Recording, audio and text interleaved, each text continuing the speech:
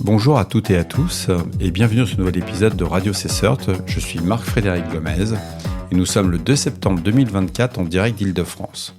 Commençons par le dernier rapport mi-annuel publié par Chain Analysis qui met en lumière des tendances inquiétantes dans le domaine de la cybercriminalité, notamment autour des crypto-monnaies. Ce rapport révèle une augmentation significative des activités criminelles en Chine où des réseaux sont impliqués dans la production et la distribution de matériel pédopornographique.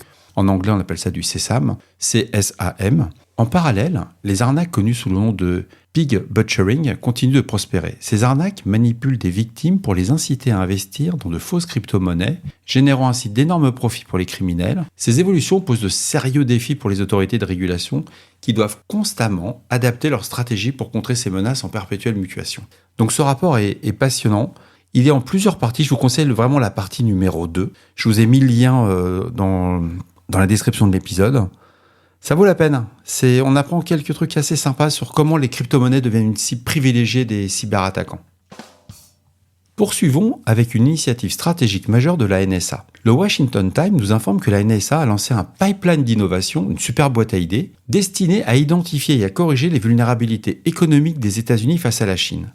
Ce projet, qui débute avec un programme piloté axé sur la sécurité économique et les technologies émergentes comme l'intelligence artificielle, vise à protéger les intérêts évidemment économiques américains contre des menaces cybernétiques et économiques de plus en plus sophistiquées venant de Chine. C'est surtout le fait qu'ils voient aujourd'hui, grâce à des fermes de serveurs d'IA, se faire piller, ils se font scraper les informations de partout, et là ils ont vraiment besoin de trouver des idées. Ce qui est juste incroyable, c'est que depuis une semaine maintenant, si vous suivez régulièrement ce podcast, on constate que les États-Unis ont changé un petit peu leur cible. On était très sur l'Iran en début de semaine dernière, et maintenant, on se retrouve à dire que c'est la Chine qui essaie de voler toutes leurs données. Et surprenant. Mais à lire, c'est pas mal, c'est court.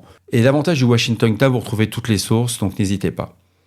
Côté malware, passons maintenant à une menace technique particulièrement préoccupante. C'est le ransomware Cicada 3301. Ce malware récemment apparu fonctionne selon un modèle de ransomware as a services, ce qui permet aux cybercriminels de louer l'outil pour mener des attaques sans nécessiter de compétences techniques. C'est un petit peu comme Office 365, comme Google, Apps, etc. Vous allez sur un portail, vous payez, et tout est fourni clé en main.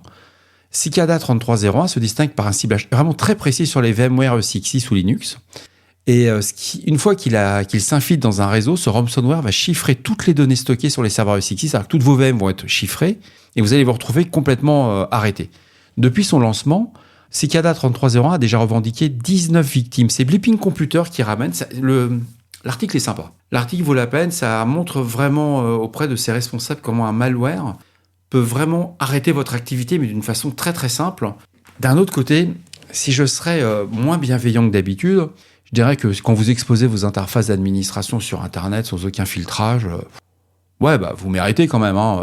Un ESXi, son interface d'administration, on la met pas en pâture sur Internet.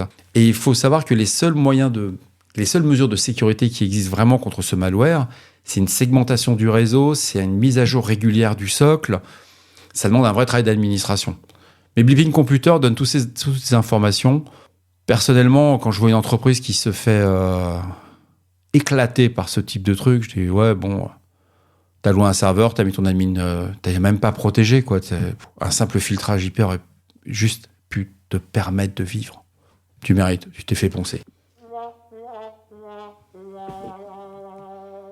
Un autre sujet d'importance, c'est la vulnérabilité CVE 2024 38063, récemment découverte dans le kernel Windows. Ce problème, lié à la gestion des paquets TCP/IP via IPv6, présente un score CVSS de 9.8. Ce qui en fait une faille critique. On en a déjà parlé pendant le Patch Tuesday, on est déjà revenu plusieurs fois la semaine dernière, mais la particularité, c'est que MalwareTech nous montre une analyse technique de cette faille et la complexité qu'il faut pour le reverse, pour vraiment la comprendre et la corriger. Donc à lire, c'est un petit peu technique, mais vous allez adorer. Et enfin, une très très bonne nouvelle. Votre voix et toutes vos questions vont arriver sur Radio CSERT, sur ce podcast. Donc c'est une super nouvelle, vous pouvez maintenant nous téléphoner. On a mis un numéro qui est le 07 68 72 20 09. Vous le retrouverez dans la description de l'épisode. Vous laissez votre question. Si vous le souhaitez, vous pouvez laisser votre prénom.